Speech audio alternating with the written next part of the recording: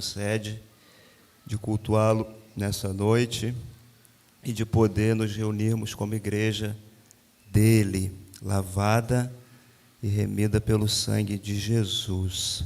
Abra sua Bíblia na carta de Paulo a Filemon, carta do apóstolo São Paulo a Filemon. Das 13 cartas que o apóstolo Paulo escreveu durante o seu ministério, a sua vida, Filemon é a menor carta, não tem nem capítulo, já começa com versículos, e são 25 versos. É a menor carta do apóstolo, porém, ela tem uma profundidade, uma densidade teológica muito profunda. No grego original, são 335 palavras apenas, onde o apóstolo aqui vai interceder pelo seu filho na fé, que ele vai chamar Onésimo, e vai enviá-lo de volta ao seu senhor Filemon, mas não como escravo, mas agora convertido, servo de Cristo. Ele vai mandar Filemon recebê-lo como um irmão caríssimo. Então é uma carta onde o apóstolo ele abre o seu coração e derrama um amor muito grande por esse homem que ele gerou enquanto estava preso ali em Roma. Você ouve as batidas do coração do apóstolo nessa carta. Então é um documento de fé muito precioso. Filemon, diz assim a palavra de Deus: Paulo, prisioneiro de Cristo Jesus, e o irmão Timóteo, ao amado Filemon, que é também nosso colaborador, a igreja que se reúne em sua casa, a irmã Áfia e a Arquipo, nosso companheiro de lutas, que a graça e a paz de Deus, nosso Pai, e do Senhor Jesus Cristo estejam com vocês. Dou graças ao meu Deus, lembrando sempre de você nas minhas orações, porque tenho ouvido falar da fé que você tem no Senhor Jesus e do seu amor por todos os santos. Oro para que a comunhão da sua fé se torne eficaz no pleno conhecimento de todo o bem que há em nós para com Cristo. Pois, irmão, o seu amor me trouxe grande alegria e consolo, visto que o coração dos santos tem sido reanimado por você. Pois bem, ainda que eu sinta plena liberdade em Cristo para ordenar a você o que convém ser feito, prefiro, no entanto, pedir em nome do amor, sendo o que sou, Paulo o velho, e agora também prisioneiro de Cristo Jesus. Faço um pedido em favor de meu filho Onésimo, que gerei entre algemas. Antes, ele era inútil para você. Atualmente, porém, é útil para você e para mim. Eu estou mandando de volta a você. Ele, quero dizer, o meu próprio coração. Eu queria conservá-lo comigo para que ele me servisse em seu lugar nas algemas que carrego por causa do Evangelho. Mas não quis fazer nada sem o seu consentimento, para que a sua bondade não venha a ser como que uma obrigação, mas algo que é feito de livre vontade. Talvez ele tenha sido afastado de você temporariamente, a fim de que você o receba para sempre, não como escravo, mas muito mais do que escravo, como irmão caríssimo, especialmente de mim, e com maior razão de você, quer como ser humano, quer como irmão no Senhor. Portanto, se você me considera companheiro, receba-o como receberia a mim. E esse verso aí, o 18, é o coração da carta. E se ele causou algum dano a você, ou lhe deve alguma coisa, ponha tudo na minha conta. Eu, Paulo, de próprio punho, escrevo isto. Eu pagarei. É claro que não preciso dizer que você me deve a própria vida. Sim, irmão, que eu receba de você, no Senhor, este benefício. Reanime o meu coração em Cristo. Certo como estou da sua obediência, eu escrevo a você sabendo que fará mais do que estou pedindo. E, ao mesmo tempo, prepare-me também pousada, pois espero que, por meio das orações de vocês, eu lhe seja restituído. Epáfras, prisioneiro comigo em Cristo Jesus, Marcos, Aristarco, Demas e Lucas, meus colaboradores, mandam saudações a você. A graça do Senhor Jesus Cristo esteja com o espírito de todos vocês. Amém. Então, na leitura da carta, nós podemos observar e ouvir como Paulo ele abre o seu coração e intercede por Onésimo, que ele havia ganhado para Jesus enquanto estava preso em Roma. O tema dessa mensagem é o seguinte: uma vida transformada pela graça. O Evangelho de Deus, ele encanta o nosso coração, porque ele tem um poder extraordinário de transformar a vida do pecador. Por isso que em Romanos 1,16, Paulo ele vai dizer que o Evangelho é o poder de Deus. Ele não se envergonhava do Evangelho, porque é o poder de Deus para a salvação de todo aquele que crê.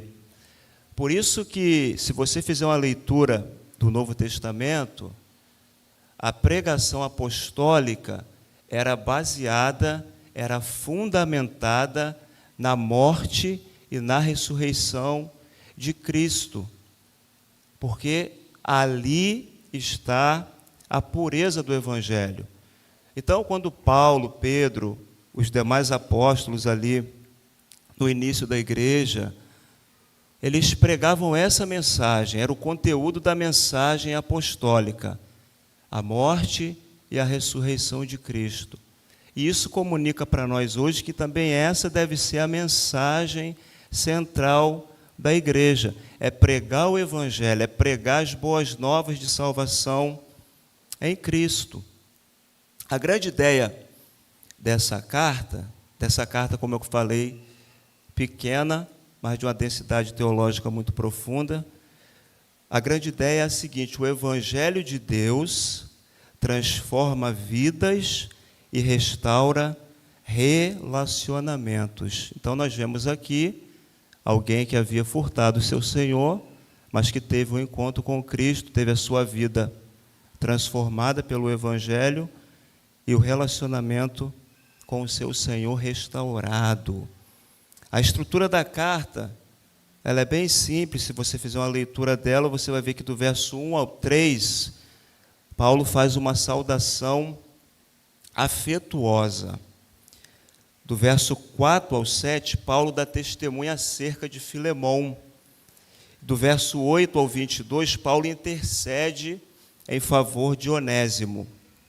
E do verso 23 ao 25, ele faz as suas considerações finais. Como eu falei para vocês aqui no início, essa é a menor carta do apóstolo Paulo. Ele escreveu 13 cartas. 4 delas ele escreveu quando estava preso em Roma, numa prisão domiciliar, numa casa que ele havia alugado ali. Efésios, Colossenses, Filipenses e essa aqui que nós estamos lendo, Filemão. As demais cartas ele escreveu durante as suas viagens missionárias. E ele aborda vários temas nas cartas que ele escreveu. Ele fala sobre cristologia, sobre doutrina. Ele aborda vários assuntos teológicos nas cartas que ele escreveu.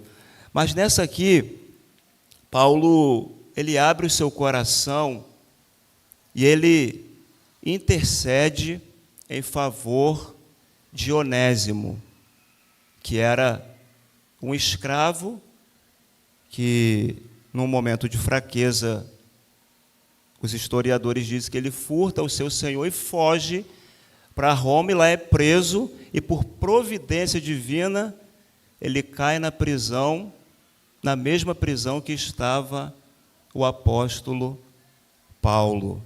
Então, Deus tem os seus meios assim misteriosos de agir. Paulo estava justamente na prisão, e Onésimo cai justamente na prisão onde Paulo estava, para ter um encontro com o Senhor. Então, aqui abrindo um parênteses, já aplicando aqui uma palavra ao seu coração, não reclame das situações da vida em que você está vivendo nesse momento. Deus pode usar essa situação e fazer de você um arauto da graça nesse lugar que você está vivendo de luta. Você talvez pode ser um canal de bênção para uma pessoa que é através de você que ela vai ouvir as boas novas do Evangelho de Jesus Cristo. Muitas das vezes nós não entendemos o mistério da providência, porque nós passamos por determinadas situações. Mas Deus, Ele sabe o que está fazendo. Deus, Ele governa, Ele reina. Deus, Ele está acima do fluxo da história. Então, Ele sabe o que está fazendo. Ele sabe. E naquela época também, a questão da escravidão era um contexto assim, bem próximo da época do apóstolo Paulo. Havia aproximadamente no Império Romano mais de 60 milhões de escravos. 60 milhões de escravos. Então, os senhores abastados da época, era comum ter escravos na sua casa para servi-los. Tanto é que essa carta, ela fala desse contexto. Onésimo era um escravo, onde Filemão, que os livros que eu consultei, fala que era alguém assim abastado, e ele tinha um escravo em sua casa, e que por um momento de fraqueza, como eu falei para os irmãos, ele furta o seu senhor e vai para Roma, onde ele tem a sua vida transformada pelo poder de Deus, pelo ministério do apóstolo Paulo. Então é uma carta assim que Paulo, de forma muito afetuosa, ele abre o seu coração. Paulo aqui ele ensina algo interessantíssimo para a nossa vida. Paulo era um pastor, um missionário, que ele amava gente. Ele amava as pessoas, irmãos. E nós vemos isso aqui, porque ele vai dizer na carta assim, ó, recebe Onésimo como se fosse a mim mesmo, Filemão. Recebe ele de volta como se fosse o meu próprio coração. Por isso que ele vai começar a carta dizendo assim, ó, Paulo, prisioneiro de Cristo Jesus, porque se você ler outras cartas dele, tem umas que ele vai começar Paulo, apóstolo de Cristo, mas aqui para se identificar com Onésimo, ele começa assim, Paulo, prisioneiro de Cristo Jesus. Então era alguém que amava as pessoas, era um pastorzão, vamos dizer assim. Então aqui no início da carta, ele faz uma saudação muito afetuosa, ele vai dizer, Paulo, prisioneiro de Cristo Jesus. Interessante que ele estava preso, mas a palavra de Deus não estava algemada. Então, a prisão de Paulo acabou sendo uma grande bênção para a igreja, porque nós temos 4 cartas aqui que ele escreveu da prisão, e soldados ali de Roma se converteram por intermédio do apóstolo Paulo, porque aos filipenses ele vai dizer: saudai-vos da casa de César, porque esses soldados ali que faziam a guarda do apóstolo, eles se converteram por intermédio do ministério de Paulo. Então a prisão dele acabou contribuindo para o progresso do evangelho. E o irmão Timóteo, ao amado Filemão, que é também nosso colaborador, a igreja que se reúne em sua casa, a irmã Áfia e a Arquipo, nosso companheiro de lutas, que a graça e a paz de Deus, nosso Pai, e do Senhor Jesus Cristo estejam com vocês. Como eu falei aqui, Paulo não precisava se apresentar como apóstolo, uma vez que escreve para um filho na fé e colaborador. E interessante aqui que nós lemos que havia uma igreja na casa de Filemão, porque até o 3º século as igrejas não tinham templos, então os irmãos se reuniam em casa para cultuar e adorar o nome do Senhor. Possivelmente aqui, irmãos, é uma família: Filemão, Áfia, a sua esposa, e Arquipo, é o seu filho. Eu consultei alguns comentários e há uma unanimidade acerca desse comentário também. Arquipo, ele tinha um ministério. Você vai ver lá em Colossenses, no capítulo 4, no verso 17, diz assim: digam a Arquipo, atente para o ministério que você recebeu no Senhor, cumprindo bem a sua tarefa. Então nós vemos aqui uma família piedosa, uma família devota ao Senhor e que abria as portas da sua casa para cultuar o nome do Senhor. E aqui a gente aprende uma lição, que a nossa família também precisa ser uma bênção. A gente precisa também fazer da nossa casa, do nosso lar, um lugar de culto ao Senhor, de adoração ao Senhor. Tem se perdido muito essa questão dos cultos nos lares, que é importantíssimo. Essa questão de você reunir a sua família, a sua esposa, o seu marido e os seus filhos e devotar um tempo a Deus. Cultuar ao Senhor em casa, em família. O seu filho entender que ele precisa crescer nessa ambiência de culto ao Senhor e já ter isso no coração, que ele precisa do Senhor, que ele precisa estar na igreja, o corpo de Cristo, comungando da mesma fé. E no verso 3 diz assim: que a graça e a paz de Deus, nosso Pai, e do Senhor Jesus Cristo estejam com vocês. A graça é a causa da salvação, somos salvos pela graça. A paz é o resultado que traz ao nosso coração. A graça é a raiz e a paz é o fruto. Então, Paulo ele sempre tinha esse costume de começar a sua carta dizendo que a graça e a paz de nosso Pai e do Senhor Jesus Cristo estejam com vocês, e terminar também com essa mesma saudação inicial.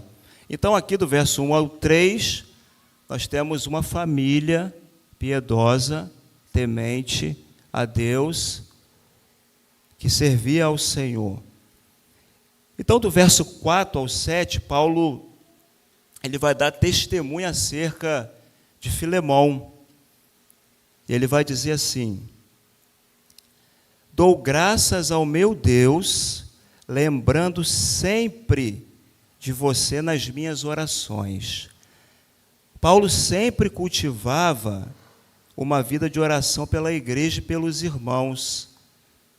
Ele orava pelos irmãos. Aqui ele ora, em especial, por Filemão. Então, ele era alguém que cultivava o ministério de oração pela igreja, e em alguns momentos também nas cartas dele, se você fizer uma leitura, você vai ver também que ele pede oração da igreja. Lá em 1 Tessalonicenses, no capítulo 1, verso 2 e 3, ele vai dizer assim, sempre damos graças a Deus por todos vocês, fazendo menção de vocês em nossas orações, e sem cessar lembrando-nos diante do nosso Deus e Pai da operosidade da fé que vocês têm, da dedicação do amor de vocês e da firmeza da esperança que têm em nosso Senhor Jesus Cristo. Então, Paulo, ele era alguém que cultivava o ministério de oração em favor dos irmãos. Então, isso a gente também precisa aprender com o apóstolo, até essa postura santa de orar pela igreja, de orar pelo ministério do nosso pastor, a sua família, a liderança. Isso faz uma diferença muito grande. A palavra de Deus vai dizer que a oração feita por um justo, ela pode muito em seus efeitos. Eu fiquei muito feliz quando a Débora me deu 2 nomes aqui da juventude para estar orando. Foi um tempo assim tão bom quando a gente dobra o nosso joelho e intercede em favor de alguém, você vê o Senhor respondendo a sua oração. Então a igreja precisa resgatar essa essência de orar uns pelos outros. Então Paulo, ele tinha esse bom costume, ele orava pelos irmãos, pela igreja. Aqui ele ora por Filemão. No verso 5 ele vai dizer, porque tenho ouvido falar da fé que você tem no Senhor Jesus e do seu amor por todos os santos. Então, Filemão, ele tinha um relacionamento íntimo com Deus e ele amava os irmãos.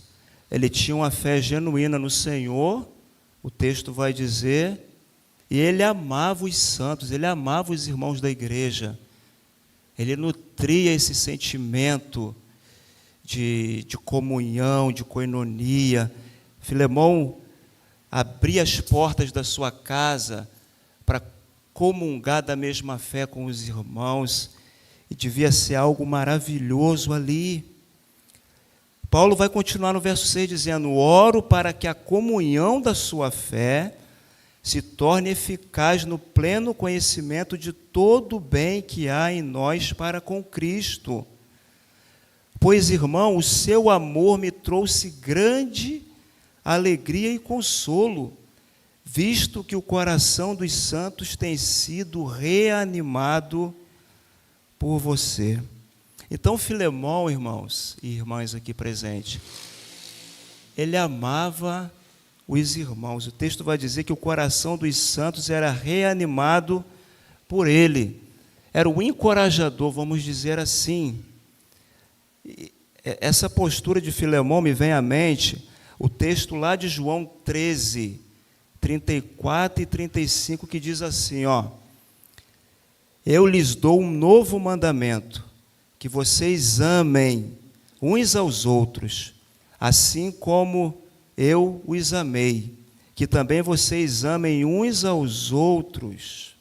Nisto todos conhecerão que vocês são meus discípulos, se tiverem amor uns aos outros. Então aqui é um mandamento que o nosso mestre, o nosso rei por excelência, Jesus, está dizendo: vocês serão reconhecidos como os meus discípulos. Se for um bom pregador, se for um bom líder, se vos amardes uns aos outros. Meus irmãos, o testemunho da igreja, gravem isso, é mais relevante e visível ao mundo quando os cristãos se amam. quando os cristãos se amam. Isso tem um impacto no mundo tremendo, quando a igreja, quando os irmãos se amam. E é o que o texto bíblico comunica ao nosso coração. A gente precisa amar uns aos outros. E o texto bíblico ele é tão profundo que Jesus falou que se você amar somente aquele que te ama, você não faz diferença nenhuma, porque os gentios fazem isso. Por isso que o Evangelho, a vida cristã, é uma contracultura inserida dentro de uma cultura decadente. É por isso, porque a gente vai na contramão daquilo que o mundo faz. Porque aonde que no mundo vai amar quem faz o mal? É impossível. Paga na mesma moeda, não paga? Com juros e correção monetária. Aí Jesus vem nos ensinar esse mandamento. Ama a quem te faz o mal.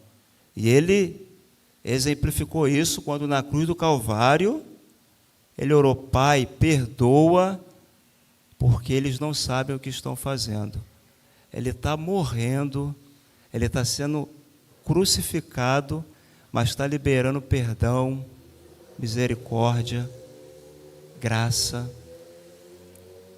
Então, Filemão era alguém que tinha esse coração terno, afetuoso, ele amava os irmãos e tinha fé no Senhor Jesus Cristo. Inclusive, Paulo vai dizer que o amor dele trouxe grande alegria e consolo a ele.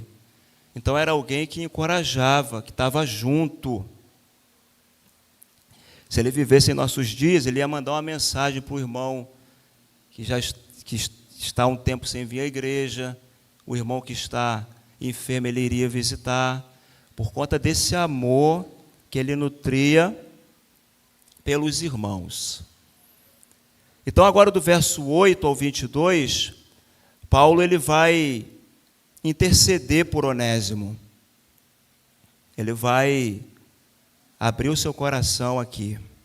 Pois bem, ainda que eu sinta plena liberdade em Cristo para ordenar a você o que convém ser feito, prefiro, no entanto, pedir em nome do amor, sendo o que sou, Paulo o velho. Somente aqui ele usa essa expressão, Paulo o velho, por conta já da sua idade avançada. Ele tinha aproximadamente aqui seus 60 anos de idade no tempo que ele escreveu essa carta aqui. Mas eu prefiro, no entanto, pedir em nome do amor, sendo que sou Paulo velho, e agora também, aí ele repete a mesma expressão que ele usa no início da carta, prisioneiro de Cristo Jesus. Interessante aqui, uma nota aqui para a gente pensar. Ele vai dizer assim, eu poderia ordenar você o que convém ser feito. Ele tinha essa autoridade como apóstolo, de ordenar. Quer ver? Ele vai escrever isso também, aqui aos Tessalonicenses, primeira carta, versos 5 ao 8, ele vai dizer assim, a verdade, como vocês sabem, é que nunca usamos de linguagem de bajulação, nem de pretextos gananciosos. Deus é testemunha disso. Também jamais andamos buscando elogios das pessoas, nem de vocês, nem de outros. Embora, preste atenção, como apóstolos de Cristo, pudéssemos ter feito exigências, preferimos ser carinhosos quando estivemos aí com vocês, assim como uma mãe que acaricia os próprios filhos. Mas Paulo preferiu não usar da sua autoridade apostólica aqui. Ele foi em nome do amor. Seria tão bom, meus amados irmãos, se as relações interpessoais, se as questões da vida fossem resolvidas não com discurso de ódio, mas em nome do amor, eu acho que as coisas teriam um resultado melhor, né? Porque a gente olha para a nossa sociedade hoje, você vê que as pessoas estão com discurso de ódio, com o coração vingativo. Você faz um exercício, pega lá um vídeo lá, onde alguém está furtando, está cometendo alguma atrocidade, e você lê os comentários, gente. Você vê a mente das pessoas. Assim, não dá para entender. A gente entende porque, biblicamente, a gente entende que é o coração do homem pecador que pensa assim. Mas aqui, no verso 9, Paulo vai dizer: eu prefiro, no entanto, pedir em nome do amor. Em nome do amor. Então, quando as coisas são feitas em nome do amor, elas geram um resultado extraordinário. Extraordinário. Verso 10. Faço um pedido em favor de meu filho Onésimo, que gerei entre algemas. Antes ele era inútil para você. Atualmente, porém, é útil para você e para mim. O nome Onésimo, na língua grega, significa útil, proveitoso. E Paulo aqui está recomendando isso. E ele, é a segunda vez que ele repete essa questão da utilidade de alguém, porque lá em 2 Timóteo 4,11, ele vai dizer assim, somente Lucas está comigo. Encontre Marcos e traga-o junto com você, pois me é útil para o ministério. Então aqui nós vemos a humildade do apóstolo, né? Porque teve aquela questão daquele desavença com Barnabé. Barnabé vai com Marcos para Chipre e Paulo segue com Silas, porque João Marcos tinha abortado aquela missão. O texto bíblico não fala o porquê, mas lá na frente Paulo vai reconhecer, olha, Marcos é muito útil para o ministério. Então aqui ele está repetindo essa mesma expressão. No verso 12 ele vai dizer: eu o estou mandando de volta a você. Ele, quero dizer, o meu próprio coração. O meu próprio coração. Eu queria conservá-lo comigo para que ele me servisse em seu lugar nas algemas que carrego por causa do Evangelho. Então aqui, muito interessante, né? Ele se encontra com Paulo lá na prisão e ele se converte, vira um cooperador de Paulo, e Paulo diz: olha, Filemão, eu vou mandar ele de volta para você. Então recebe ele como se fosse o meu próprio coração. Ele tem tanta certeza da vida transformada de Onésimo pelo Evangelho, que ele fala assim: olha, receba ele como se você recebesse o meu próprio coração. Ele foi inútil por conta do momento de fraqueza que ele teve, mas agora ele é útil, porque o Evangelho, ele transforma vidas. Isso aqui vem à minha mente, aquela passagem lá de Marcos 5, onde aquele homem possesso por espíritos malignos, quando Jesus chega na cidade de Gadara, e ele vem ao encontro de Jesus, ele não corre de Jesus, ele corre para Jesus. Aquele homem que, se você ler o texto bíblico, você vai ver que ele vivia uma vida de opressão maligna. Vivia nos sepulcros, se cortando, uma vida desregrada. Mas quando ele tem um encontro com Cristo, e ali todos ficam admirados, porque viram ele assentado, vestido e em perfeito juízo. E ele queria seguir a Jesus, e Jesus não permitiu, falou: olha, vai para a tua casa, volta para os teus parentes e conta como o Senhor teve compaixão e misericórdia da sua vida. E lá volta o ex-endemoniado, proclamando em Decápolis as coisas maravilhosas que o Senhor fez na vida dele. É porque o texto bíblico oculta. Mas que impacto aquele homem não causou na sua família e na sociedade ali que ele vivia. Uma vida transformada. Uma vida de opressão, agora para uma vida de paz. Uma vida possessa por espíritos malignos, para uma vida agora cheia do Espírito Santo de Deus. E é isso que Paulo está dizendo. Olha, ele era inútil, mas agora ele é útil. Receba ele como se você recebesse o meu próprio coração. Então, Paulo desenvolveu uma profunda afeição por Onésimo. Paulo, ele amava as pessoas. Infelizmente, nos dias em que vivemos, os bens materiais, o dinheiro, a posição social, têm mais valor que o ser humano criado à imagem e semelhança de Deus. É verdade ou não é, gente? Por isso que o doutor Hernandes ele vai dizer assim, devemos adorar a Deus, amar as pessoas e usar as coisas, em vez de esquecer-se de Deus, amar as coisas e usar as pessoas. Então, Paulo, aqui ele mostra o seu coração de afeição por Onésimo, que ele havia ganhado para Cristo na prisão.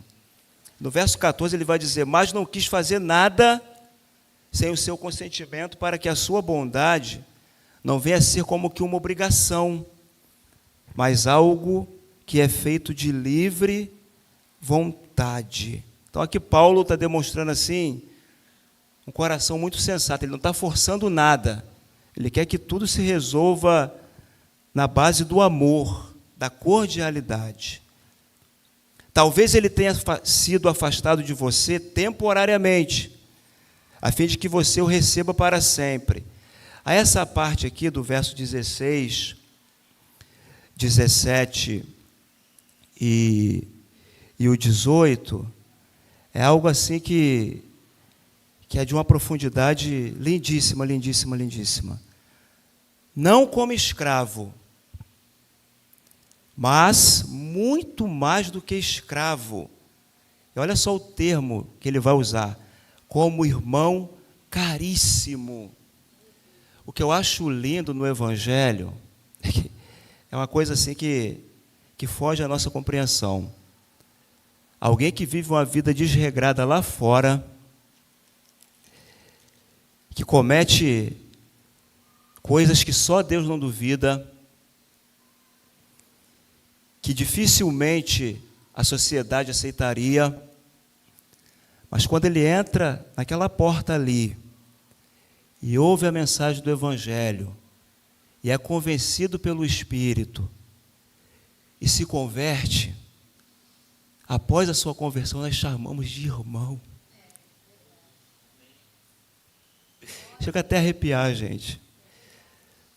Aquilo que para a sociedade é um lixo, é uma escória da sociedade, mas ao se converter, passa a ser um irmão caríssimo, passa a fazer parte da igreja, da família de Deus. O Evangelho é tremendo. Irmão caríssimo, especialmente de mim, e com maior razão de você, quer como ser humano, quer como irmão no Senhor. Portanto, se você me considera companheiro, receba-o como receberia a mim. E se ele causou algum dano a você, ou lhe deve alguma coisa, ponha tudo na minha conta. Então, que interessante, né? Então, aqui Paulo está dizendo, olha, se ele causou algum dano a você,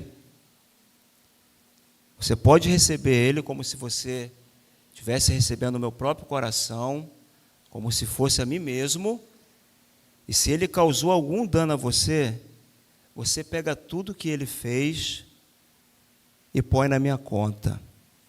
Por que eu falei que aqui é o coração da carta? Porque aqui Paulo está ilustrando aquilo que ele já havia ensinado nas suas cartas, que é a doutrina da imputação. Ou seja, isso também aconteceu conosco. Os nossos pecados foram colocados na conta de Cristo e a sua justiça foi creditada na nossa conta. 2 Coríntios 5,19 vai dizer assim, carta escrita pelo apóstolo Paulo, a saber que Deus estava em Cristo, reconciliando consigo o mundo, não levando em conta os pecados dos seres humanos e nos confiando a palavra da reconciliação. Ainda na segunda carta, no capítulo 5, o verso 21, aquele que não conheceu pecado, Deus o fez pecado por nós, para que nele fôssemos feito justiça de Deus. Então, aqui é a doutrina da imputação. Os nossos pecados foram postos na conta de Cristo e a sua justiça foi creditada a nós. Por isso que temos livre acesso à presença de Deus, por conta dessa doce troca. Lutero vai dizer que é uma justiça alienígena, porque ela veio de fora.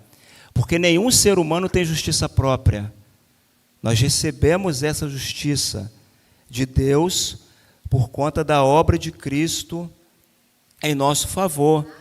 Por isso que mais uma beleza de texto aqui em Colossenses 2, 13, 14 e 15. Diz assim, e quando vocês estavam mortos nos seus pecados e na incircuncisão da carne, ele lhes deu vida juntamente com Cristo, perdoando todos os nossos pecados, cancelando o escrito de dívida que era contra nós e que constava de ordenanças, o qual nos era prejudicial, removeu-o inteiramente, cravando-o na cruz, e despojando os principados e as potestades publicamente, os expôs ao desprezo, triunfando sobre eles na cruz. É por isso que hoje, em Cristo, nós podemos dizer como o apóstolo Paulo, lá em Romanos 8:1, agora já não há nenhuma condenação para aqueles que estão em Cristo Jesus, nosso Senhor. Por isso que João vai dizer no seu evangelho, quem crê no Filho tem a vida, tem a vida. Por isso que Lutero tem uma experiência muito interessante, ele tinha muita experiência com o mundo espiritual, e conta-se que certa feita o diabo apareceu para ele e começou a listar os seus pecados, dizendo, Lutero, você não pode ser salvo porque você é um pecador. Aí o Espírito Santo soprou nos ouvidos de Lutero, manda ele listar todos os seus pecados. Ele listou todos os pecados de Lutero. Aí o Espírito Santo falou, olha, agora fala. Que lá embaixo, né, deve ter sobrado uma linha, né? Manda ele escrever lá, mas o sangue de Jesus Cristo, seu Filho, nos purifica de todo pecado. Uma gotinha do sangue de Cristo já seria suficiente para expiar o pecado de toda a humanidade. Mas na cruz do Calvário ele se derramou por inteiro. E ali os nossos pecados foram perdoados. E hoje nós temos livre acesso à presença de Deus. Louvado seja o nome do Senhor. Então, Paulo tem essa atitude, olha, tudo que ele fez a você, põe na minha conta, que eu pagarei. É claro que não preciso dizer que você me deve a própria vida. Sim, irmão, que eu receba de você no Senhor este benefício. reanime o meu coração em Cristo. Certo como estou da sua obediência, eu escrevo a você sabendo que fará mais do que estou pedindo.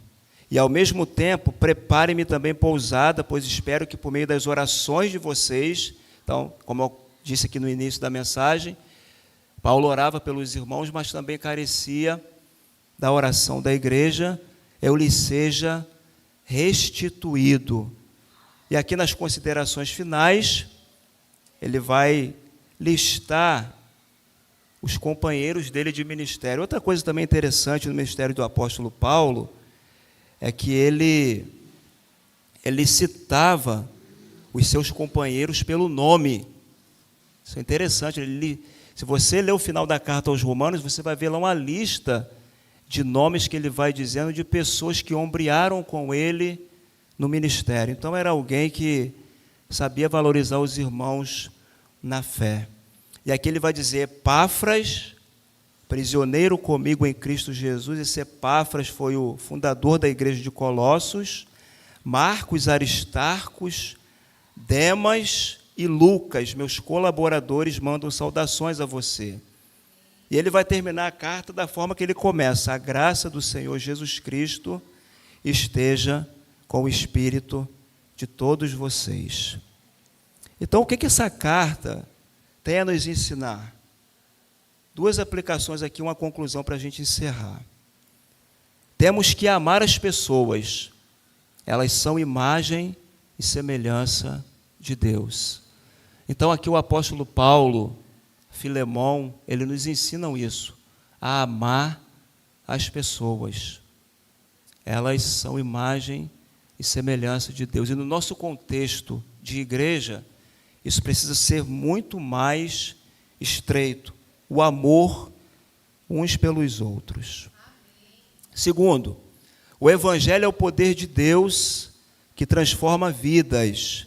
Em Cristo somos novas criaturas. Assim que, se alguém está em Cristo, nova criatura é, as coisas velhas se passaram, eis que tudo se fez novo.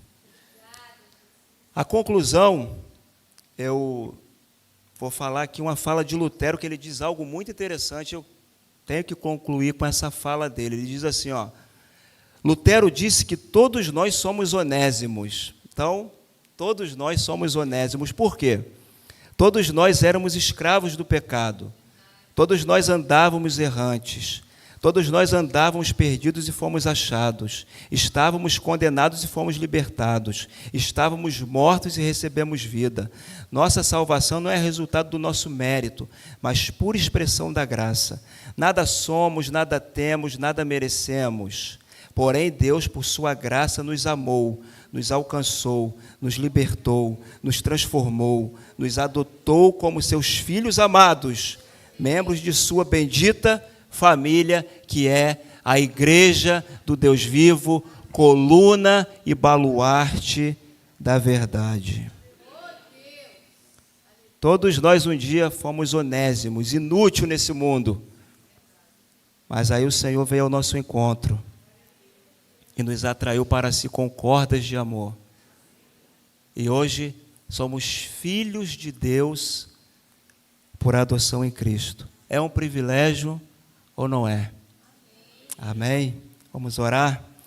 Senhor, obrigado, Deus, pelo privilégio de poder ouvir a palavra do Senhor nessa noite. Como disse Lutero, todos nós somos onésimos, ó Pai. Nós éramos escravos do pecado, mas o teu sangue foi uma carta de alforria divina que nos libertou da escravidão do pecado, para sermos agora escravos de Cristo. Obrigado, Deus, obrigado porque a mesma graça que alcançou o coração de Onésimo, lá naquela prisão em Roma, ela também alcançou o nosso coração. Um dia também alguém comunicou do Evangelho para a nossa vida. E essa mensagem o Senhor levou dos nossos ouvidos para o nosso coração. E nos rendemos ao Senhor. porque diante do Evangelho, nenhum homem fica de pé, ele tem que se dobrar diante do Senhor. Ó, meu Deus, que continuemos assim, ó Pai, rendidos à cruz de Cristo, em comunhão com os irmãos, amando uns aos outros, orando uns pelos outros, se preocupando um pela causa do outro, e dessa forma, o nosso testemunho como cristão, como igreja, vai impactar o mundo. Ó Deus, nos dê graça para isso, Senhor. Em nome de Jesus Cristo, nós oramos. Amém. E graças a Deus. Deus abençoe a igreja. Amém?